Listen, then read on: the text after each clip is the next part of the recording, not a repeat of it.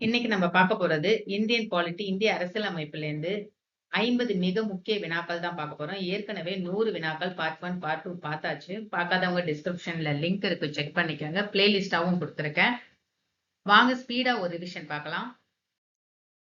விதி 200 விளக்குவது என்ன? ஆர்டிகல் 200 எக்ஸ்பிளைன்ஸ் அபவுட் ஆளுநர் மசோதாவை குடியரசுத் தலைவரின் ஒப்புதலுக்காக வைத்துக் கொள்ளல். எந்த காலகட்டத்திற்கான பரிந்துரைகளை 14வது நிதிக்குழு முன்வைத்தது? விடை 2015 20. கோவா தனது 60வது விடுதலை நாளை எப்போது கொண்டாடியது? விடை டிசம்பர் 2020. இந்திய அரசியலமைப்பு சட்டத்தின் 15வது சரத்தின் நோக்கம் என்ன? விடை ஆப்ஷன் ஏ, இனம், ஜாதி, பால், பிறந்த இடம் போன்றவற்றின் அடிப்படையில் எந்த ஒரு குடிமகனுக்கு எதிராகவும் அரசு பாகுபாடு காட்டக்கூடாது. சரியாக பொருத்தி விடையை தேர்ந்தெடுக்கவும். அரசியலமைப்பு திருத்த சட்டம் எண் கொடுத்திருக்காங்க, இந்த பக்கம் கூற்று கொடுத்திருக்காங்க. விடை பார்க்கலாம். 53வது சட்டம் எண் எதை சொல்லுதுன்னு பாத்தீங்கன்னா, மிசோரம் மாநில தகுதி நிலை. 56 அப்படிங்கிறது கோவா மாநில தகுதி நிலை. 55 அப்படிங்கிறது அருணாச்சல பிரதேசம் மாநில தகுதி நிலை. 36 அப்படிங்கிறது சிக்கிம் மாநில தகுதி நிலை. சோ விடை ஆப்ஷன் ஏ.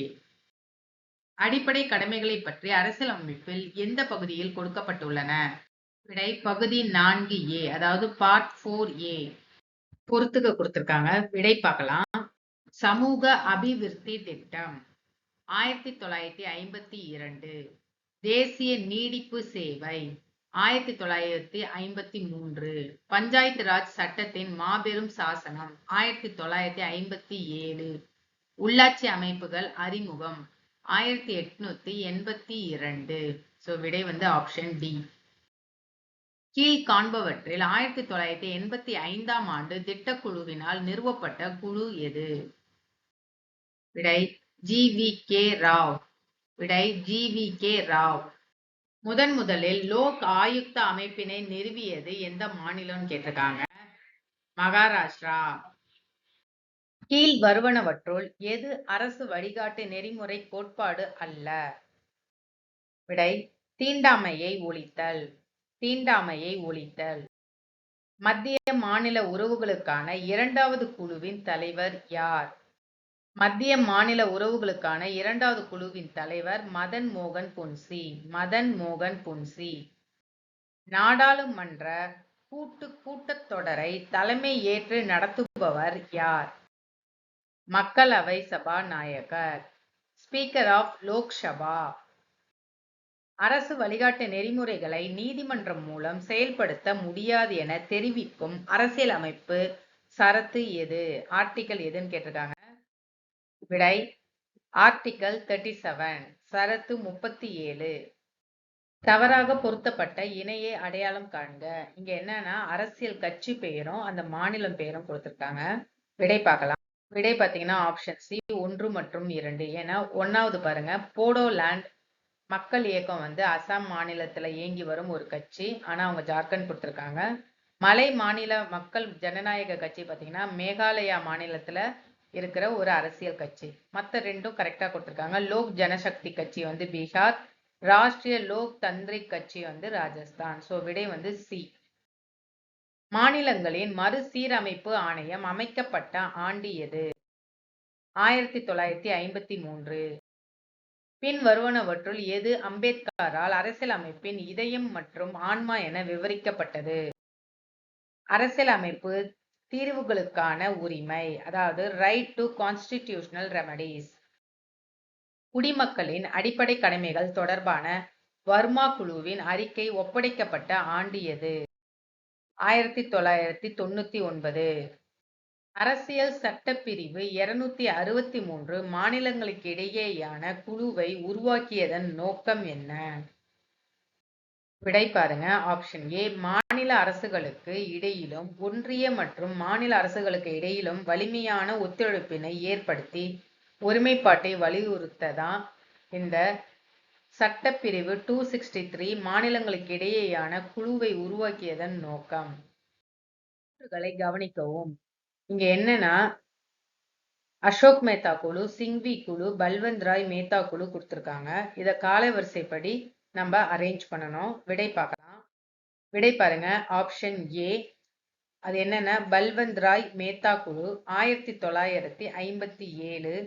அடுத்தது அசோக் மேத்தா குழு 1977.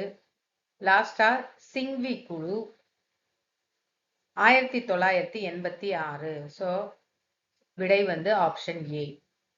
இந்திய அரசியல் அமைப்பின் எந்த பிரிவில் அறிவியல் மனநிலையின் வளர்ச்சி பற்றி குறிப்பிடப்பட்டுள்ளது? விடை ஆர்டிகல் 51A(h), அதாவது பிரிவு 51A இன் கீழ் H. இந்தியாவில் உண்மையான அதிகாரம் யாரிடம் பொதிந்து காணப்படுகிறது? அமைச்சர் குழு, council of minister. Council of minister. கீழ்கண்டவற்றை பொறுத்துக. அரசு வழிகாட்டு நெறிகள், அதாவது டிபிஎஸ்பி பேஸ் பண்ணி இங்க கொடுத்திருக்காங்க. விடை பாருங்க. பொது உடைமை கொள்கைகள். ஆண் மற்றும் மகளிருக்கு சம வேலைக்கு சம ஊதியம் வழங்குதல். காந்திய கொள்கைகள். சமூக மேம்பாட்டு திட்டம். தாராளவாத கொள்கைகள். பொது குடிமை சட்டம். புதிய வழிகாட்டு நெறிமுறை கொள்கைகள். சுற்றுச்சூழலை மேம்படுத்துதல் மற்றும் காப்பாற்றுதல். ஸோ விடை வந்து ஆப்ஷன் ஏ. பாராளுமன்றத்தின் கீழ்கண்ட பணிகளை கருதுக. சரியான விடையை தேர்ந்தெடுக்கவும். 3வது பாயிண்ட்டும் 4வது பாயிண்ட்டும். ஸோ விடை என்னன்னா ஆப்ஷன் டி 3 மற்றும் 4. அது என்னன்னா அரசியல் அமைப்பு சட்ட உறுப்புகளை திருத்தம் செய்யும் அதிகாரத்தை பாராளுமன்றம் கொண்டிருக்கிறது. பாராளுமன்றம் மாநிலங்களுக்குரிய சட்டம் இயற்றும் எல்லைக்குள் இருக்கும் அதிகாரத்தின் மீது சட்டம் இயற்ற முடியும். கிபி 1946ஆம் ஆண்டு அமையப்பெற்ற இடைக்கால இந்திய அரசின் பாதுகாப்பு அமைச்சராக இருந்தவர் யார்? பல்தேவ் சிங். விடை பல்தேவ் சிங். இந்தியாவின் 15வது நிதிக்குழுவின் தலைவர் யார்? என்.கே. சிங். 15வது நிதிக்குழுவின் தலைவர் என்.கே. சிங்.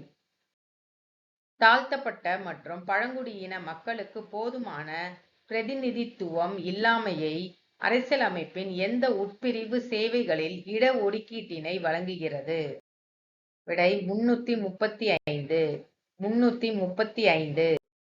பின்வரும் உறுப்பினர்களில் யார் குடியரசுத் தலைவரால் நியமிக்கப்படும் தலைமை தகவல் ஆணையர் பதவிக்கான பரிந்துரை குழுவில் இடம்பெறாதவர்? இந்திய தலைமை நீதிபதி, சீஃப் ஜஸ்டிஸ் ஆஃப் இந்தியா. கீழ்கண்ட தீர்ப்பினை பொருத்தமான இணையுடன் சேர்க்க. சாதி முழுவதுமாக சமூக மற்றும் கல்வி நிலைகளில் பிற்பட்டிருந்தால் அரசியலமைப்பு சட்டத்தின் 15 கீழ் 4 பிரிவின் பொருள் வரம்பிற்குட்பட்டு அச்சாதி கல்வி மற்றும் சமூக நிலையில் பிற்பட்டுள்ளதென கருதி அதற்கு இட ஒதுக்கீடு செய்யலாம். விடை எதுனா option C B. Rajendran vs Tamil Nadu அரசு. ஒன்றிய அரசின் நிதி திரத்தையும் மாநிலங்களின் நிதி தேவைகளையும் சமன்படுத்தும் நிறுவன வழிமுறைகள் எவைன்னு கேட்டிருக்காங்க. விடை என்னன்னா இந்திய தலைமை தணிக்கை கட்டுப்பாட்டு அதிகாரி மற்றும் நிதி ஆணையம். ஸோ விடை வந்து ஆப்ஷன் சி 2 மற்றும் அதாவது 2 மற்றும் 4 ஆகியன. இந்திய அரசியலமைப்பின் எச்சட்ட பிரிவின் கீழ் தகவல் அறியும் உரிமையின் அரசியலமைப்பு தகுதி நிலை உறுதி செய்யப்பட்டுள்ளது.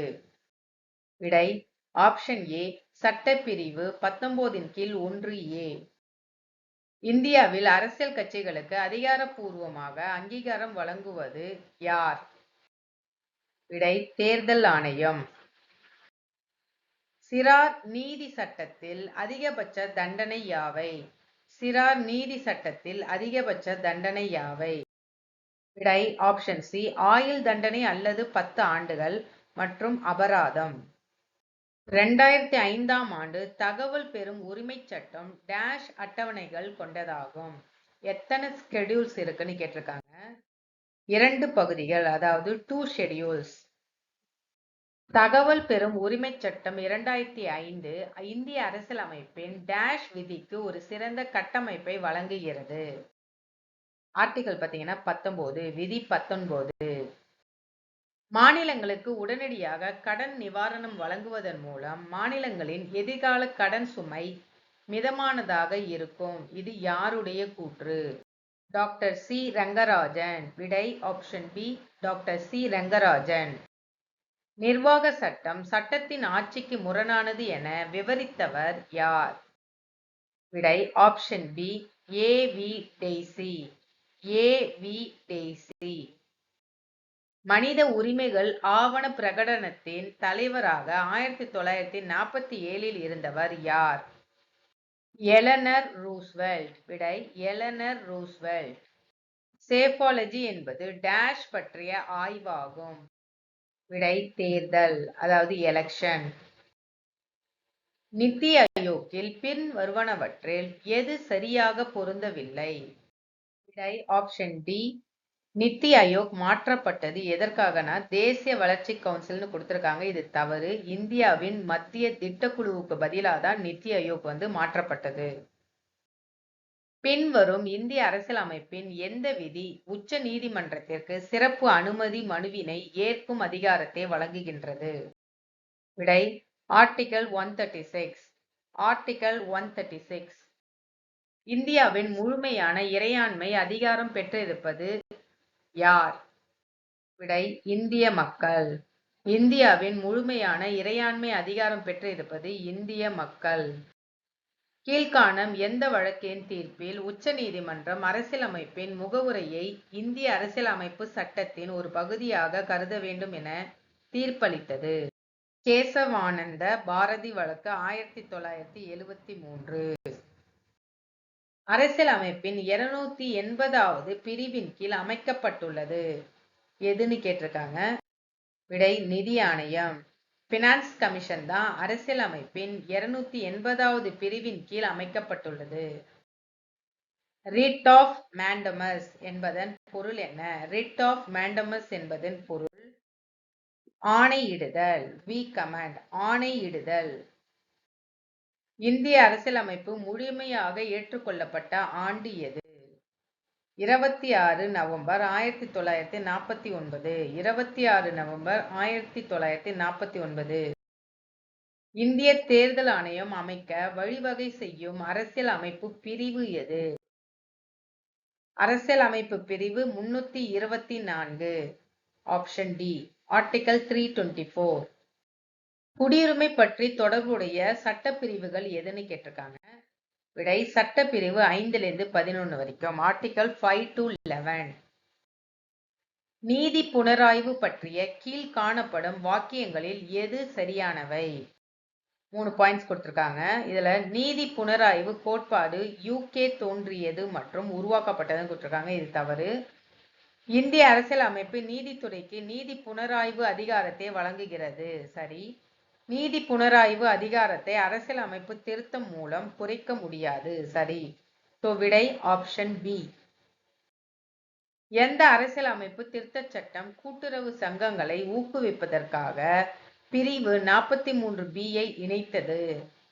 கூட்டுறவு சங்கங்களை ஊக்குவிப்பதற்காக பிரிவு 43B இணைத்த திருத்தச் சட்டம் எதுனா 97வது திருத்தச் சட்டம் 2011.